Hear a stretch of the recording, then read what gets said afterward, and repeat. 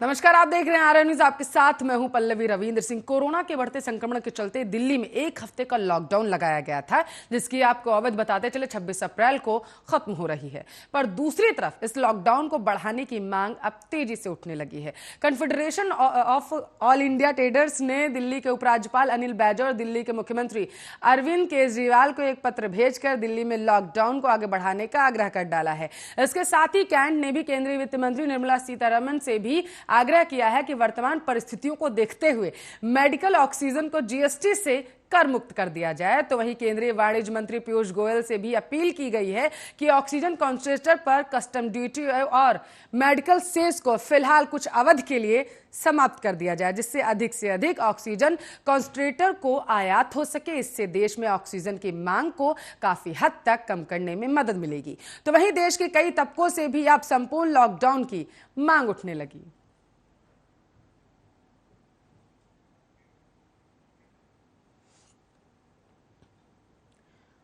तो आपको बताते चले 26 अप्रैल को दिल्ली में लॉकडाउन की समय सीमा समाप्त हो रही है, यानी कि 1 हफ्ते के लिए लॉकडाउन लगाया गया था दिल्ली में, जो 26 अप्रैल को समाप्त हो जाएगा। लेकिन इस सब के बीच किसी भी तरीके का जो रोकथाम है वो किसी भी तरीके से कोरोना संक्रमित मरीजों में देखने को नहीं मिली है।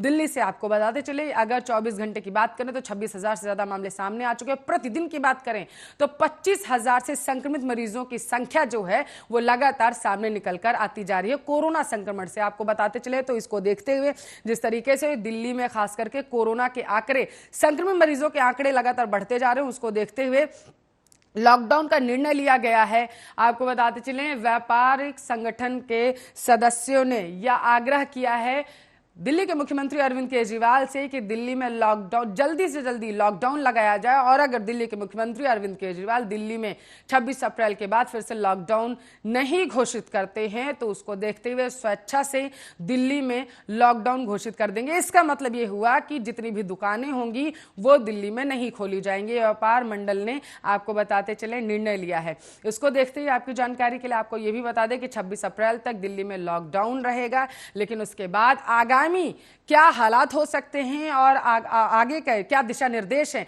ये अभी तक दिल्ली के मुख्यमंत्री अरविंद केजरीवाल की तरफ से नहीं जारी किए गए हैं। उसको देखते हुए आपको बता दें, दिल्ली में जिस तरीके से लगातार कोरोना के केसेस सामने आते जा रहे हैं, संक्रमण का खतरा लगातार बढ़ता जा रहा है। दिल्ली के अस्पतालों में ऑक्सीजन की कमी हो रही है। कुछ ही घंटों की, अगर अस्पतालों की बात करें तो सारे अस्पताल सिर्फ यही कह रहे हैं कि उनके यहाँ पर कुछ ही घंटों की ऑक्सीजन बची हुई है, जिसको देखते हुए अब आपको बताते चले जो आम नागरिक है वो ना कहीं जागरूक होता हुआ नजर आ रहा है। यहाँ पर आपको ये भी बताते चले कि जिस तरीके से दिल्ली में कोरोना संक्रमण अपने पैर पसारता जा रहा है, लोग एक तरफ जागरूक हो रहे हैं तो वहीं दूसरी तरफ दिल्ली के कई अस्पतालों ने दिल्ली हाईकोर्ट का दरवाजा खटखटाया। आपकी जानकारी के लिए आपको बताते चले, हाईकोर्ट ने सीधे तौर पर अस्पतालों के संबंध में बात करते हुए दिल्ली सरकार से यह जवाब मांगा है कि आप जवाब दीजिए कि आखिर दिल्ली के अस्पतालों में कितने घंटे की और ऑक्सीजन बची हुई है। और लॉकडाउन घोषित करने से पहले आपको बता दें कि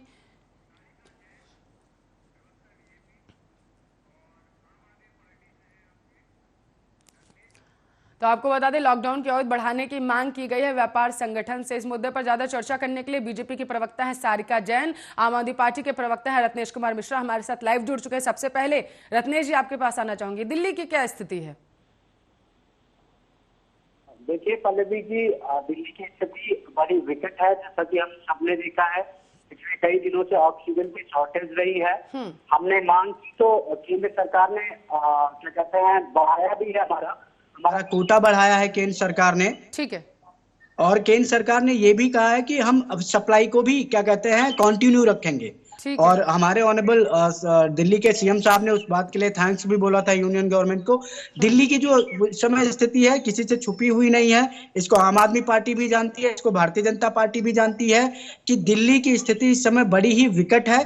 और दिल्ली के लिए चाहे वो केंद्र सरकार हो चाहे वो दिल्ली की राज्य सरकार हो, दोनों के लिए इस समय सबसे प्रमुख मुद्दा यह है कि दिल्ली के निवासियों की जान कैसे बचाई जाए, उन तक ऑक्सीजन कैसे पहुंचाई जाए, सबसे बड़ा मुद्दा यह है। और उसमें केंद्र सरकार पहुंचा रही है, राज्य सरकार पहुंचा रही है, कोई पहुंचाए, हमारा केवल एक लक्ष्य है कि दिल्ली के लोगों की जान बचनी चाहिए।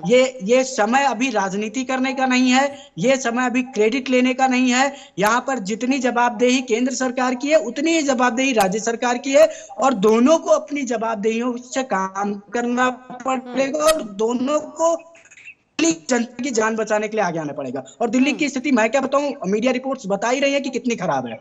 हाँ, लेकिन रत्नेश जी यहाँ पर सबसे बड़ा सवाल ये भी है ना, आप कह रहे हैं कि केंद्र ये मदद कर रही है, केंद्र ये कर रही है, केंद्र से बातचीत कर रही है, इसमें कोई दो राय नहीं है कि कोरोना संक्रमण लगातार पैर पसारता जा रहा है। इस पूरे मुद्दे पर राजनीति नहीं होनी चाहिए, सभी को एकजुट होकर के इस वक्त देश के नागरिकों की जान बचाने के बारे में सोचना चाहिए। लेकिन रत्नेश जी, सबसे बड़ा जो सवाल है जो आज खड़ा हो रहा है वो ये है, एक हफ्ते का लॉकडाउन दिल्ली के मुख्यमंत्री के द्वारा कहा गया कि लगाया जा रहा है, क्या उसके लिए दिल्ली तैयार थी? और इसके साथ साथ 1 साल बीत चुका था, ऑक्सीजन की कमी इस तरीके से अस्पतालों में कि घंटों भर भी इंतजार करना पड़े कि कुछ अस्पताल से रत्नेश जी ऐसे हैं जहां पर सिर्फ 2 या 3 घंटे की ऑक्सीजन बची हुई है। आप तो इससे वाकिफ ही होंगे।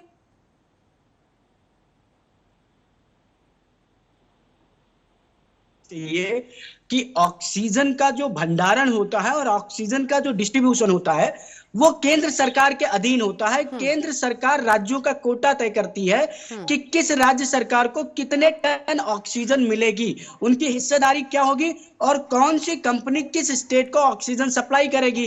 तो कहीं ना कहीं केंद्र सरकार की ज्यादा जवाबदेही बनती है। और मैं ये मानता हूं कि इस समय, मैंने पहले भी कहा कि राजनीति करने का वक्त नहीं है। अगर आपको लगता है कि दिल्ली के लोगों को, जैसा हमने कहा कि दिल्ली की वास्तविक जरूरत इस समय 700 टन की है और दिया कितना जा रहा है 378, तो कहीं ना कहीं जिसके हाथों में जो चीज, जिसके हाथों में रेगुलेशन है, ठीक है, अब आप एसपी साहब को है नियुक्ति देने का अधिकार, आप दरोगा से कह रही है कि नियुक्ति दे दो, ये पॉसिबल थोड़ी ना है। ये तो एसपी साहब ही बताएंगे ना कि किसको कहां जाना है, किसकी ड्यूटी कहां लगेगी। और एसपी कौन है दिल्ली का, सब जानते हैं, केंद्र सरकार के अधीन है हम। और केंद्र सरकार के अधीन केवल दिल्ली की सरकार नहीं है, भारत का जो संघीय ढांचा है वो सीधे कहता है कि यदि कोई आपात स्थिति है या आपातकाल की स्थिति चल रही है तो दिल्ली को ही छोड़ दीजिए, भारत के समस्त राज्य जो 28 राज्य हैं और 8 यूनियन टेरिटरीज हैं, सारे संघ पर क्या कहते हैं, आश्रित हैं। हमारे यहाँ संघीय ढांचा, हमारे यहाँ संघ जो है वो राज्यों को पालता पोसता है। दिल्ली पूरी तरीके से तैयार है कोरोना संक्रमण से जूझने के लिए। दिल्ली के अस्पतालों में पर्याप्त बेड्स हैं, दिल्ली के अस्पतालों में पर्याप्त ऑक्सीजन है, यह अरविंद केजरीवाल की तरफ से कहा गया था। सिर्फ और सिर्फ 1 हफ्ता भी अभी नहीं हुआ है लॉकडाउन आप लोगों को लगाए हुए, और दिल्ली के हालात बद से बदतर होते जा रहे हैं। सारिका जैन जी, सीधे तौर पर रत्नेश जी का यही कहना है ना कि एलजी के हाथों में आप लोगों ने सब सौंप दिया, हाथ काट दिया आप लोगों ने मुख्यमंत्री जी के, मदद कैसे करें दिल्ली की जनता की? ये तो अभी लेटेस्ट की बात है, उससे पहले 47,000 करोड़ का स्वास्थ्य बजट था, वो कहाँ गया? जनता पूछ रही है आज, जनता की इतनी परेशानियां बढ़ गई हैं आप सरकार से कि इतनी, मतलब हम लोग रात दिन एफर्ट करें कि एक बेड मिल जाए, एक इंजेक्शन मिल जाए, कुछ मिल जाए, लेकिन हम लोग हेल्पलेस है इस टाइम। इस केजरीवाल सरकार ने दिल्ली का इतना बंटाढार करके रख दिया है कि कोई कुछ बोलने के लायक ही नहीं रह गए हम जनता के सामने। आज ये बात करते हैं कि पीएम ने ऐसे किया, पीएम ने वैसे किया, सिर्फ इनको आती है एडवर्टाइजमेंट वाली राजनीति करना। अगर ये सही नियत से काम कर रहे होते आज, तो दिल्ली की इतनी बुरी हालत तो कम से कम नहीं होती। एक सिलेंडर ब्लैक कर रहे हैं लोग, ब्लैक मार्केटिंग में लग गए हैं, इन्हीं के खुद नेता, अपने विधायक इन लोगों के ब्लैक मार्केटिंग कर रहे हैं। आज कितनी शर्म की बात है, इनको मुर्दों पर राजनीति कर रहे हैं ये लोग। दिल्ली को इन्होंने शमशान घाट बनाकर रख दिया है, एड वाली राजनीति, यूट्यूब तक ये लोग एडवर्टाइज करने के लिए आ गए हैं। मैं अरविंद केजरीवाल जी से बोलना चाहूंगी कि जो इतना सारा फंड इनको दिया गया था 47,000 करोड़ का, वो फंड आपने किस भ्रष्टाचार में लगाया है? आज दिल्ली की जनता इनसे जवाब पूछ रही है कि वो फंड कहाँ है। आज रत्नेश जी जवाब दीजिए। इतना समय बीत चुका है, आज ही कहते हैं कि अब राजनीति मत करो। ठीक है सारिका जी, रत्नेश जी जवाब दीजिए जल्दी से। लेकिन अब हमारे पास, हाँ ठीक है सारिका जी, रत्नेश जी जवाब दीजिए, जवाब ले लेते हैं सारिका जी, जवाब ले लेते हैं रत्नेश जी। जवाब नहीं है रत्नेश जी। देखिए, अब सारिका जी ने कहा, मुझे काफी सीनियर स्पोक्स पर्सन है ये बीजेपी की और बड़ी बयान है मेरी, मैं इनके कड़े लहजे में तो नहीं बोल सकता, लेकिन बस इसमें इनको ये बताना चाहूंगा कि आपकी ही केंद्र सरकार ने जब ये कहा कि 18 वर्ष से ऊपर के सभी लोगों का वैक्सीनेशन किया जाएगा, एक तरह से आपने कहा दिया कि बिलो 18 ईयर जो भी पर्सन होंगे, जो भी सिटीजन है इंडिया के, उनका यूनिवर्सल वैक्सीनेशन किया जाएगा। ठीक है। जो कंपनियां वैक्सीन सप्लाई करने वाली थी, उन्होंने एक चीज निकाल दी कि हम केंद्र सरकार को वैक्सीन बेचेंगे 150 रुपए में, राज्यों को बेचेंगे 400 रुपए में। पहली बात तो ये कि भारतीय जनता पार्टी की केंद्र सरकार इस बात को स्पष्टीकरण दे दे कि मैं दिल्ली की बात नहीं कर रहा हूँ, मैं समस्त राज्यों की बात कर रहा हूँ कि एक ही रणवीर जी अभी मुद्दा वैक्सीन का नहीं और वैक्सीन सभी सारिका जी एक मिनट, वो आपको सुन रहे थे, उनकी भी बात सुन लेते हैं, जवाब ले रहे हैं ना सारिका जी। कोई मुद्दा नहीं बनता है। ठीक है सारिका जी एक मिनट, हाँ ठीक है रत्नेश जी आप बात पूरी करिए, रत्नेश जी आप बात पूरी करिए। हाँ ठीक है।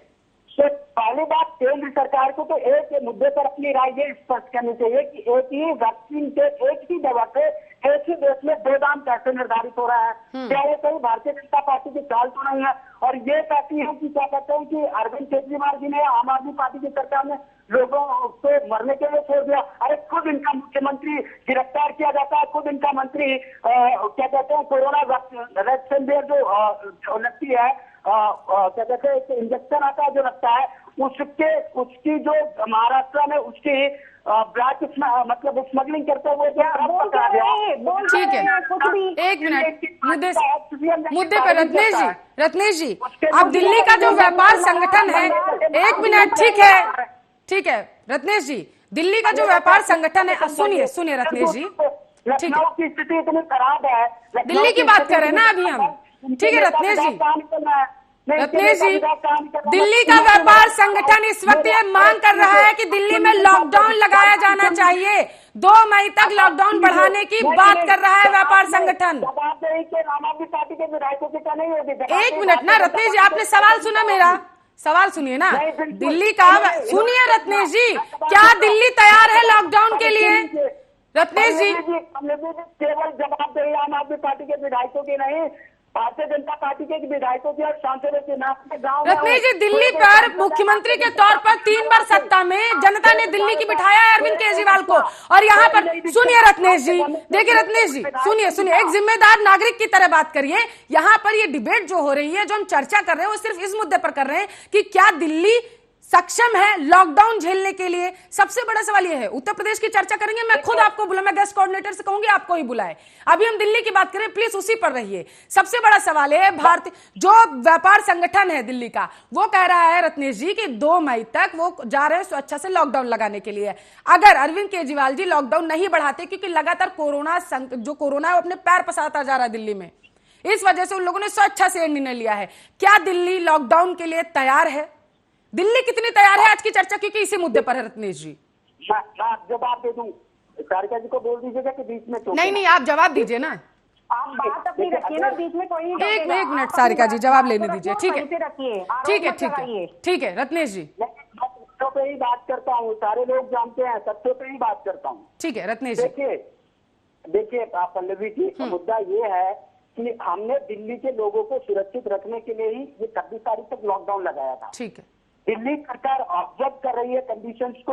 अगर दिल्ली सरकार को लगता है कि नहीं लॉकडाउन लगाना जरूरी है, तो हम कतई पीछे नहीं लगेंगे, क्योंकि हमारे लोग दिल्ली के लोगों की जान से बढ़कर कुछ भी नहीं है। अगर लॉकडाउन लगाकर दिल्ली के लोगों की जान बचाई जा सकती है तो बिल्कुल लगाया जाएगा, कि हम कभी पीछे नहीं हटेंगे। लोगों की जान हमारे लिए किसी भी चीज से ज्यादा महत्वपूर्ण है। हम आर्थिक नुकसान भी सहने को तैयार है, हम सामाजिक नुकसान भी सहने को तैयार है, हम राजनीतिक नुकसान भी सहने को तैयार है, लेकिन हम अपने दिल्ली वासियों की जान नहीं जाने देंगे। हम इस पर किसी भी प्रकार की राजनीति नहीं करेंगे। और आम आदमी पार्टी, हमारे माननीय मुख्यमंत्री जी को अगर ये लगता है, हमारे कैबिनेट के मिनिस्टर्स को ये लगता है कि नहीं लॉकडाउन लगाना पड़ेगा 26 के बाद भी, अगर स्थिति कंट्रोल में नहीं तो बिल्कुल लगाया जाएगा, इसमें कोई दिक्कत नहीं है, क्योंकि दिल्ली के लोगों को जान बचाना हमारे प्राथमिकता है। बिल्कुल बाद में कुछ करेंगे, लॉकडाउन लगा दिया जाएगा। लॉकडाउन अगर स्थिति कंट्रोल नहीं हुई तो लॉकडाउन लगना चाहिए, ये अलग बात हो जाती है। बात सिर्फ इतनी है कि दिल्ली कितनी तैयार है, मेरा सवाल यही था आपसे, दिल्ली कितनी तैयार है लॉकडाउन को झेलने के लिए दोबारा से? मैंने आपको जवाब दे दिया पल्लवी जी, लॉकडाउन लगाना कितना जरूरी है? ग्राफिक्स के जरिए मैं अपने दर्शकों को भी समझाती हूँ। पीसीआर जरा से ग्राफिक्स चला दीजिए वो, ताकि मेरे दर्शक भी समझ सके, क्योंकि इस वक्त जो हालात हो चुके हैं दिल्ली में हर दिन 26,000 से ज्यादा नए मामले दर्ज हो रहे हैं। प्रतिदिन आपको बताते चले 26,000 से ज्यादा कोरोना संक्रमित मरीज जो हैं वो सामने निकल कर आ रहे हैं। दिल्ली में ऑक्सीजन की भारी किल्लत हो रही है। ये इस वजह से हम कह रहे हैं क्योंकि लॉकडाउन लगाने की जो मांग की जा रही है वो इसलिए की जा रही है ताकि कोरोना संक्रमित मरीजों की जो संख्या में इजाफा होता जा रहा है उसे कंट्रोल किया जा सके, जिसकी वजह से आपको बताते चले दिल्ली का जो व्यापार संगठन है, सदस्य हैं उसके, उन्होंने ये निर्णय लिया है कि 2 मई तक दिल्ली में लॉकडाउन वो अपनी तरफ से रखेंगे। अब सबसे बड़ा सवाल यह कि आखिर यह निर्णय उनकी तरफ से क्यों लिया गया। उन्होंने कहा कि दिल्ली के मुख्यमंत्री अगर लॉकडाउन आगे नहीं बढ़ाएंगे तो दिल्ली में जो जनता लगातार त्राहिमाम मचा हुआ जनता के बीच में उसे कम से कम कंट्रोल किया जा सकेगा, मरीजों के इलाज में कमी आएगी। क्योंकि आपको बताते चले अरविंद केजरीवाल ने खुद भी यही कहा है और रत्नेश जी भी अभी यही कह रहे हैं कि दिल्ली में क्योंकि ऑक्सीजन की भारी कमी है, अस्पतालों में कुछ ही घंटों की ऑक्सीजन बची हुई है, जिसको देखते हुए आपको बता दें व्यापार संगठन की तरफ से ये निर्णय लिया गया है। ऑक्सीजन की दिल्ली में खास करके भारी कमी हो रही है। हालांकि आपको ये बताते चले कि इससे उत्तर प्रदेश या महाराष्ट्र कोई भी प्रदेश अछूता नहीं है, लेकिन राज्यों के हिसाब से अगर बात करें दिल्ली में महाराष्ट्र और उत्तर प्रदेश ये 3 राज्य ऐसे हैं जहां पर कोरोना मरीजों की संख्या लगातार बढ़ती जा रही है। वेंटिलेटर और स्टाफ्स की भी कमी हो रही है। कुछ अस्पताल ऐसे हैं जो मरीजों को डिस्चार्ज कर रहे हैं ये कहते हुए क्योंकि ऑक्सीजन नहीं है दिल्ली में, जिसको देखते हुए वो मरीजों को भी डिस्चार्ज कर रहे हैं। दवाइयों और ऑक्सीजन की लगातार दिल्ली के अस्पतालों में कमी हो रही है। ये कारण है जो आपके टेलीविजन स्क्रीन पर आप देख पा रहे हैं कि लॉकडाउन आखिर क्यों लगना चाहिए। रत्नेश जी समझें आप। जी बिल्कुल, मैंने उसी बात का आपको जवाब दिया था। देखिए पल्लवी जी, मैंने बहुत पहले एक डिबेट में आपके साथ ही था, मेरे साथ शायद राहुल आनंद जी थे भाजपा के प्रवक्ता, उसमें मैंने ये कहा था कि कोरोना की जो लहर चल रही है इससे निपटने के लिए सरकार से ज्यादा लोग सामने आना पड़ेगा, क्योंकि सरकार के जो क्या कहते हैं स्रोत है, जो संसाधन है वो बड़े सीमित है। ठीक, और सरकारें एक समय के बाद आर्थिक नुकसान नहीं झेल पाएंगी। इसके लिए इकोनॉमी को बचाना भी एक बहुत बड़ा चैलेंज हो जाता है, चाहे वो दिल्ली की सरकार हो, चाहे वो उत्तर प्रदेश की सरकार हो, चाहे वो महाराष्ट्र की सरकार हो, चाहे वो भारत सरकार हो। अर्थव्यवस्था को भी बचाए रखना एक बहुत बड़ा क्या कहते हैं चैलेंज है लोगों के लिए इस कोविड पीरियड में, इस कोरोना काल में। तो कहीं ना कहीं मैं मानता हूं कि जनता, अगर लोग इस तरह से जागरूक हो रहे हैं और लोग इस तरह से एफर्ट करेंगे तो मुझे नहीं लगता कि कोरोना कोई इतनी बड़ी बहुत बड़ी महामारी है, लेकिन जन इच्छा के आगे इसे भी कमजोर करना पड़ेगा। और दिल्ली के लोग अगर सरकार के साथ इतना कॉपरेट कर रहे हैं तो बिल्कुल बहुत ये बाजार के पदाधिकारियों के द्वारा जो निर्णय ले दिया है ये बड़ा स्वागत योग्य है। कहीं ना कहीं इससे कोरोना के संक्रमण दर में कमी आएगी और इससे सरकार को भी। रत्नेश जी आप कह रहे हैं कि लोग आगे आ रहे हैं, ये अच्छी बात है, संक्रमण का खतरा थोड़ा बहुत कम होगा।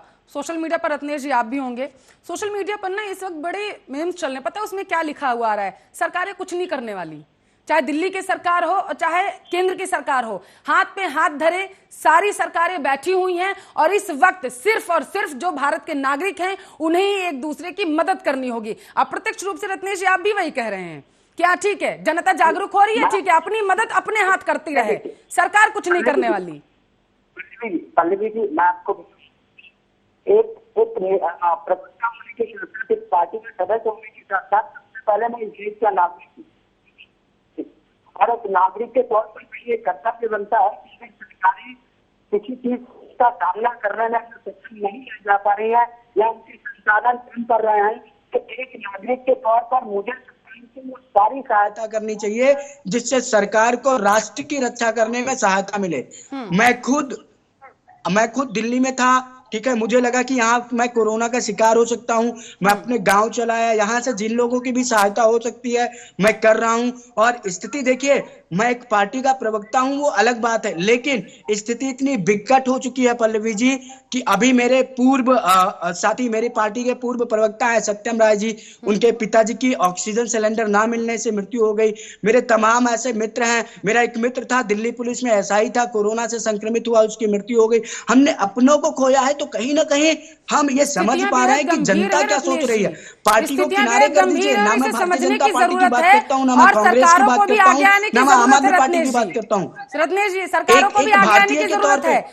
जैसे मजदूर पलायन कर रहा था, आप भी पलायन करके अपने गांव पहुंच गए। अब यहाँ पर सबसे बड़ा सवाल ये कि जो जनता दिल्ली में है उसका क्या? सारिका जैन जी जवाब दीजिए। देखिए, ये तो पलायन करके अपने गांव पहुंच गए, दिल्ली को मरता हुआ छोड़कर। ऐसे ही इनके मुख्यमंत्री भी हैं जो कि अपनी बीवी का बहाना बना के बैठ गए हैं कि मैं क्वारंटाइन हो गया हूं, लेकिन एक भी फोन ये लोग उठा नहीं रहे हैं। ये कहते हैं हमारी टीम पूरी रात भर काम करिए, लेकिन एक फोन आप मिलाकर देखिए, अगर कोई बंदा फोन उठा लिए, ट्विटर पे है, ये सोशल मीडिया पर है, लेकिन ये जनता के लिए नहीं है।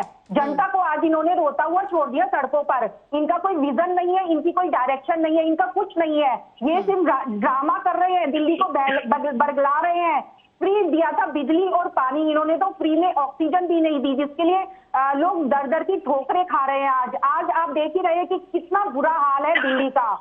इन्होंने जो स्वास्थ्य पर खर्च करना था पैसा, इन्होंने एडवर्टाइजमेंट पर खर्च कर दिल्ली को दिखा दिया कि वो दिल्ली के कितने बड़े बेटे हैं, कितने सगे हैं। वो दिल्ली के लिए कुछ नहीं कर सकते, वो साफ झलक रहा है।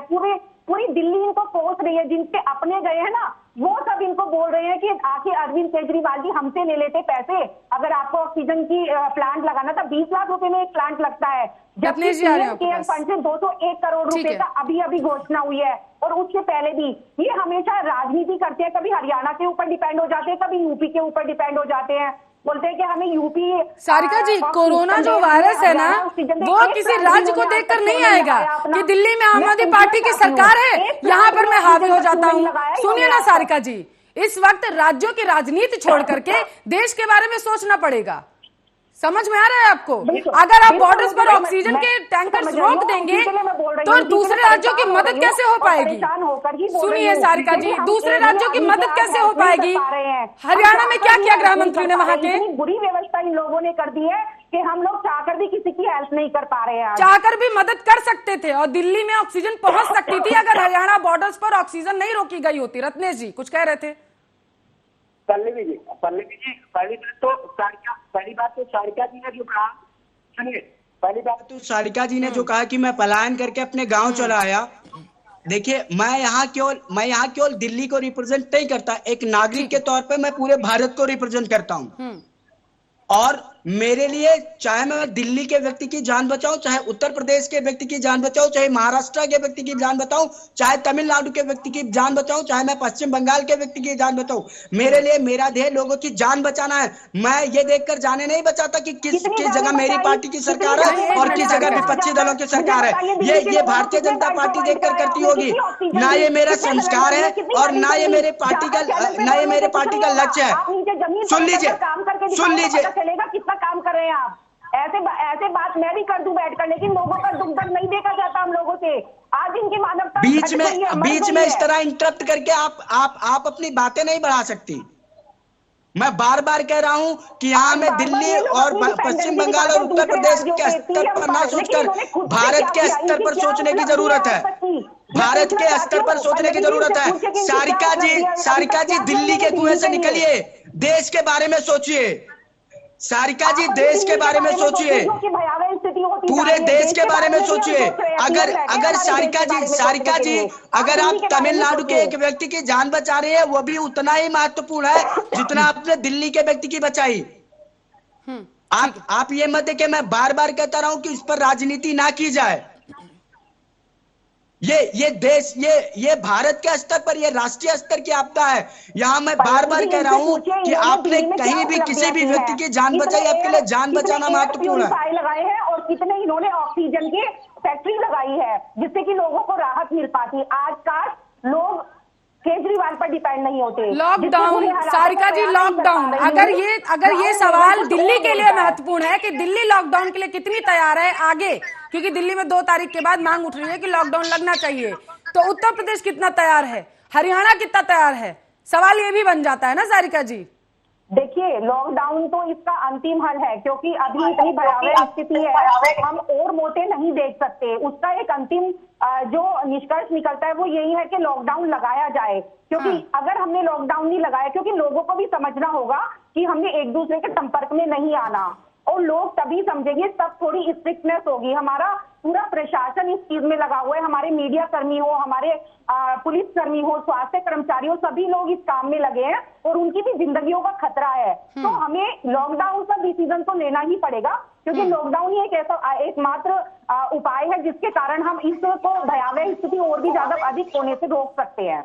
तैयार कितनी है उत्तर प्रदेश और देश कितना तैयार है, इसके साथ साथ ये भी जवाब दीजिए, क्योंकि अगर लॉकडाउन लगता है तो अर्थव्यवस्था कहाँ जाएगी वो भी सोच लीजिए। स्थिति होती है, कर्फ्यू लगाना या लॉकडाउन लगाना या तात्कालीन स्थिति होती है। इसमें जैसी भी स्थिति होती है, तैयार तो कोई भी नहीं होता इन चीजों के लिए, लेकिन अपने आप को तैयार करना पड़ता है। ये एक मजबूरी होती है। सारिका जी, तभी जाके ये पल्लवी जी, ठीक है, पल्लवी जी, यही मैं कह रहा हूँ, यही मैं कह रहा था कि तैयार होता कोई नहीं है, तैयार करना पड़ता है। मेरी बात का सारिका जी ने समर्थन कर दिया, मेरी बात का सारिका जी ने समर्थन कर दिया। जो सही है मैं वही बात बोल रही हूँ, मैं कोई राजनीति नहीं करती हूँ। इसको मैंने पहले ही बोल दिया था, आप जो अब बोल रही है इसको मैंने पहले ही बोल दिया था। तो मैंने कब बोला क्या? इसको मैंने पहले ही बोल दिया था। मैं भी तो वही बोल रही हूँ कि हमें लोगों की जान बचानी, हमें राजनीति नहीं करनी आपकी तरह। नहीं, देखिए सारिका जी, यहाँ पर महत्वपूर्ण सवाल ये है, आप कह रही हैं कि आपातकालीन स्थिति होगी तब लॉकडाउन लगाया जाएगा। सबसे बड़ा सवाल ये, हजारों की संख्या में लोगों की मौत की जो संख्या वो बढ़ती जा रही है। लोग लगातार 24 घंटे में ऐसे केसेस सामने आ रहे हैं कि लोग मर रहे हैं कोरोना से संक्रमित होकर के, और आप ये कह रही हैं कि जब आपातकालीन स्थिति होगी तब लॉकडाउन लगाया जाएगा। लास्ट ईयर, सुनिए मेरी बात सारिका जी, लास्ट ईयर रत्नेश जी आपके पास 2020 में नहीं, आपने कहा आप इसको जरा सा रिवाइंड करके देखिएगा, आपने कहा आपातकालीन स्थिति होगी तब लगाया जाएगा। सुनिए ना मेरी बात सारिका जी, 2020 में क्या ऐसी स्थिति थी कि 8 बजे रात में प्रधानमंत्री ने यह बोल दिया था कि देश में लॉकडाउन हो जाएगा अब, और वो लॉकडाउन एक के बाद एक करके, एक हफ्ते 15 दिन करके लगातार बढ़ता रहा था। अब आप बोल रही हैं कि आपातकालीन स्थिति होगी तब जाकर के लॉकडाउन लगाया जाएगा। 1024 घंटे में सिर्फ दिल्ली की बात करें, 26 हजार केसेस सामने आ रहे हैं। उत्तर प्रदेश की बात करें, कैसी बात करें आप? क्या चाहिए, क्या नहीं, आप केंद्र आखिर चाहता क्या, मुझे ये बता दीजिए। लिया है उनको, हमारी जो सरकार है उसको देखना चाहिए कि क्या सही है और क्या गलत है। हम और लोगों की मौतें नहीं देख सकते, हम और अपने लोगों को नहीं खो सकते हैं। उसके लिए जो कर्फ्यू का निर्णय है वो ठीक है। रत्नेश जी, पहली बात, शायद सारिका जी को ये पता नहीं है कि उत्तर प्रदेश की सरकार लखनऊ पश्चिमी से अपने विधायक को नहीं बचा पाई कोरोना से। इनका विधायक मर गया कोरोना से, और जब एक विधायक मर सकता है कोरोना से तो उत्तर प्रदेश में आम जनों की क्या स्थिति होगी, ये पल्लवी जी बताने की आवश्यकता नहीं है। सबको बेहद गंभीर मसला है, कम से कम इस मुद्दे पर तो राजनीति मत करिए। एक मिनट, बात पूरी होने दीजिए सारिका जी, रत्नेश जी की बात पूरी होने दीजिए, वो सुन रहे थे आपको। रत्नेश जी, सारिका जी, मुझे एक चीज बता दें कि उत्तर प्रदेश की सरकार यदि अपने विधायक को नहीं बचा पा रही है तो लोगों को कैसे बचा रही होगी, मुझे इस बात पर स्पष्टीकरण दे दीजिए। एक चुना हुआ जनप्रतिनिधि कोरोना से मर जा रहा है, उसको बेड अवेलेबल नहीं हो पा रहा है। 2-2, 3-3 सीनियर पत्रकार लखनऊ में गुहार लगाते लगाते मर गए, उनको बेड नहीं मिल पाया, और कहते हैं उत्तर प्रदेश की सरकार अच्छा काम कर रही है। हम ऐसी राजनीति नहीं करते कि विधायक है या सांसद है, हमारे लिए सबकी जानें बराबर है। किसी गलत बात करे, शर्म आनी चाहिए आपको।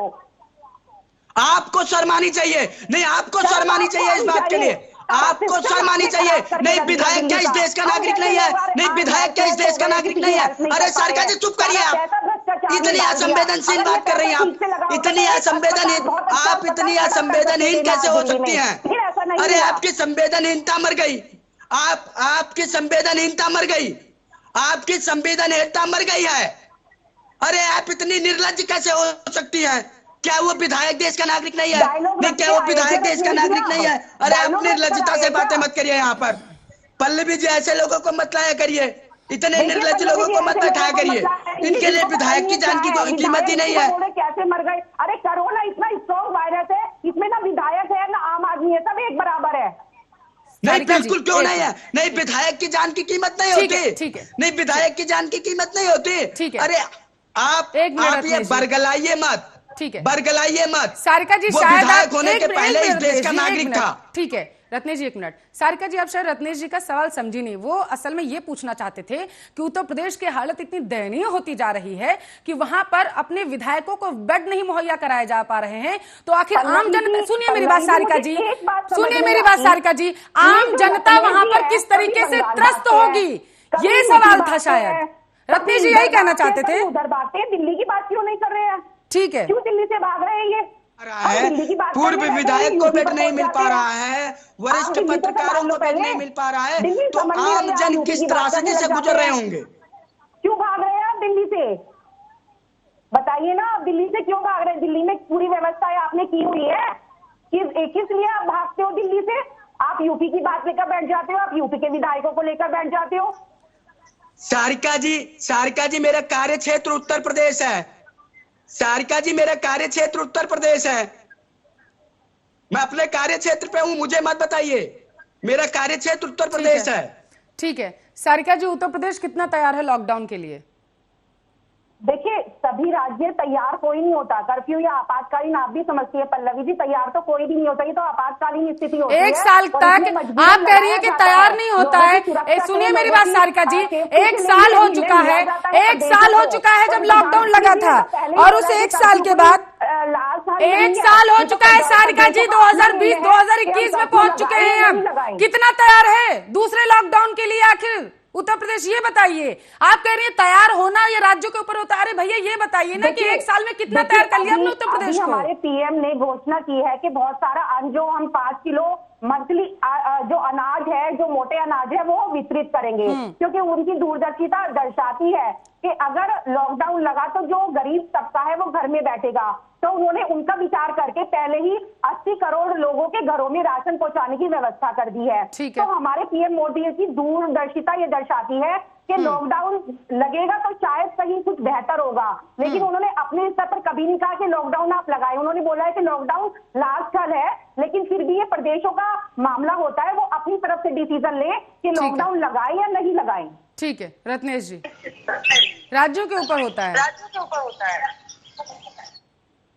पल्लवी जी मैं इनकी बात नहीं सुन पाया, कुछ शायद वॉइस डिस्ट्रैक्शन। राज्यों के ऊपर लॉकडाउन लगाने का निर्णय होता है उनका। सारिका जी का कहने का मतलब यही है कि राज्यों के ऊपर होता है। प्रधानमंत्री ने कह दिया है कि जो गरीब है उनको 2 महीने तक राशन मुहैया कराया जाएगा, बाकी राज्यों के ऊपर है, अपनी स्थिति को देखते हुए लॉकडाउन लगा सकते हैं। लास्ट ईयर भी प्रधानमंत्री ने कुछ ऐसा ही कहा था। देखिए पल्लवी जी, मैं पहले एक बात बता दूं कि जो प्रधानमंत्री जी ने कहा है अच्छी बात है, गरीबों को राशन मिलना चाहिए, लेकिन मध्यम वर्ग भी एक बहुत बड़ा ऐसा भाग है जिसको बीपीएल और अंत्योदय की सुविधाएं नहीं मिलती। वो अपना जीवन यापन कैसे करेंगे, उनके लिए क्या प्रावधान किया केंद्र की सरकार ने, ये भी तो देखना चाहिए। आपने गरीब वर्ग के लिए तो कर दिया, गरीब तबके के लिए कर दिया, मैं कहता हूँ बहुत अच्छी बात है, गरीबों की मदद करनी चाहिए, सारी सरकारें करती हैं। लेकिन क्या मध्यम वर्ग जो नौकरी पेशा है, जब लॉकडाउन का लगने के बाद जिनकी नौकरियां खत्म होंगी, जो बेरोजगार होंगे, सरकार ने उनके लिए क्या प्रावधान किया है? केंद्र सरकार उनके जीवन यापन का कैसे, क्या कहते हैं, क्या उन्हें संसाधन उपलब्ध कराएगी जिससे वो अपना और अपने परिवार का भरण पोषण कर सके? सबसे बड़ा मुद्दा ये बनता है। उनका जवाब सुनने दिया करिए सारिका जी, बीच में टोका टिप्पणी किसी की भी पसंद नहीं आती है। सारिका जी कहने का मतलब रत्नेश जी का ये है कि लॉकडाउन के बाद जो स्थितियां पैदा हो जाएंगी, बेरोजगारी चरम सीमा पर हो जाएगी, लोग परेशान होने लगेंगे, उसके लिए क्या तैयारियां है केंद्र की? हमने 2020 में देखा था कि ऐसी स्थितियां पैदा हुई थी। जवाब ले लेते रत्नेश जी, जवाब संभालेगा कि किस तरह से संभाले, और रणनीतियां बहुत सारी बनी हुई है, बहुत सारी चीजें रूपरेखा में चल रही है। और केजरीवाल जी सरकार से आप इनसे पूछिए कि केजरीवाल जी ने क्या ऐसा भूमिका निभाई है, अपनी क्या ऐसी रूपरेखा बनाई है जिससे कि दिल्ली का जो तबका है वो परेशान ना हो। किसी तरह से जो मजदूर वर्ग है, इन्होंने मजदूर वर्गों को कभी नहीं सोचा। आनंद विहार में इनको बस में बिठाकर ये आनंद विहार भेज देते हैं प्रवासी मजदूरों को, जो कि इनकी इकोनॉमी का हिस्सा है, जो कि केजरीवाल सरकार की इकोनॉमी बढ़ाता है। उन मजदूरों के बारे में ये लोग कभी नहीं सोचते। ठीक है, एक मिनट, लास्ट में नरेंद्र मोदी यहाँ पर बात हो रही है कि लॉकडाउन के बाद जो स्थितियां होंगी वो कैसी होंगी। सवाल मेरा ये था कि केंद्र की क्या तैयारियां, आपने बॉल उठा करके सीधा दिल्ली सरकार पर फेंक दिया कि हाँ भैया हम तो कर लेंगे, इनसे पूछिए इनकी क्या तैयारी होगी। आप अपना जवाब दीजिए ना। अपना दायित्व पूरा निभा ही रही है, पीएम केयर फंड का भी पूरा जो पैसा है वो अरविंद केजरीवाल जी को दिया गया है 201 करोड़ ऑक्सीजन। अरे अरविंद केजरीवाल का सवाल नहीं है, यहाँ पर सवाल ये है कि लॉकडाउन के बाद स्थितियां विकराल हो जाएंगी, योजना है, सिलेंडर बदल जाएंगी तस्वीरें हमारी चल रही है, उसको तो ये तो हमारी ऑलरेडी चली रही है, इसको तो आज तक नहीं रोका पीएम साहब ने, और वो तो हमारी चली रही है, इसलिए हमें कोई डर नहीं है। हमारी जो योजनाएं है वो बराबर निरंतर चल रही है, इतनी सारी परेशानियां होने के बावजूद भी हमने वो जो हमारी योजनाएं उनको नहीं रोका, वो परंपरा हमारी चली रही है। ठीक है रत्नेश जी, कहीं ना कहीं सारिका जी का कहना यह है कि लॉकडाउन के बाद की तैयारियां उनके पास पूरी है केंद्र की, उन्होंने तो आपको पैसा भी दे रखा है कि किस तरीके से काम करना है लॉकडाउन के बाद। देखिए, पहली बात तो सारिका जी ये दिल्ली दिल्ली चिल्लाना बंद कर दे, क्योंकि उनकी सरकार केंद्र में भी है, उनकी जवाबदेही राष्ट्रीय स्तर पर बनती है, ठीक, और उस राष्ट्र के अंदर दिल्ली भी आता है। अगर मान लीजिए कि केंद्र सरकार फिर बीच में बोलने लगी, नहीं फिर तो आप भी बोल रहे हो बीच में, जब से अरे फिर बीच में बोलने लगी। अरे पल्लवी जी इनको बता दीजिए, मैं नहीं बोलता इनके बीच में। तो रखूंगी ना, अगर आप यूपी की बात रख रहे हो तो मैं दिल्ली की बात रखूंगी। अरे मैं नहीं यहाँ पर बात भाई, देश की हो रही है, यहाँ पर बात इस बात की हो रही है कि एक बार अगर देश में संपूर्ण लॉकडाउन लग जाता है, जिस तरीके से दिल्ली में 2 मई तक लॉकडाउन लगाने की बात वहां के व्यापारियों ने कर ली है, तो हालात क्या होंगे उसके बाद? क्या देश इस बात के लिए तैयार है? और आप लोग यहाँ पर सिर्फ और सिर्फ राजनीति कर रहे हैं, राज्यों में बटे होकर के। अपनी अपनी तैयारियां बताइए ना यहाँ पर आकर के। रत्नेश पल्लवी जी वही तो मैं कह रहा हूँ, वही तो मैं कह रहा हूँ, ये भाजपा वाले की जानती क्या, इनके पास जवाब नहीं बचा है, ये फेल हो चुके हैं, ये बस क्यों लोगों को बीच में इंटरप्ट करके डिस्ट्रैक्ट करके किसी तरह बच के भागना चाहते हैं। क्या जवाब बचा है तुम लोगों के? एक मिनट सारिका जी, देखिए इस तरीके से चर्चा नहीं होती है, सम्मानित पार्टी के सम्माननीय प्रवक्ता हैं आप दोनों, इस तरीके से चर्चा करेंगे, इस तरीके से आप लोग अपनी बात रखेंगे, इस तरीके से मेरे दर्शक ये समझ पाएंगे कि जिनको उनको बहुमत देकर के सत्ता में बिठाया है, आखिर वो लोग उनके लिए इस तरीके से तैयारियां कर रहे हैं। शांति के साथ एक एक करके। रत्नेश जी इनको बोल दीजिएगा बीच में टोके ठीक है, बात पूरी करिए। ये आप एश्योर करेंगे कि बीच में टोका नहीं जाएगा? ठीक है, बात पूरी करिए। अगर वो टोकती है मैं आवाज डाउन करवा दूंगी, आप बात पूरी करिए, फिर सारिका जी आपके पास आती हूँ।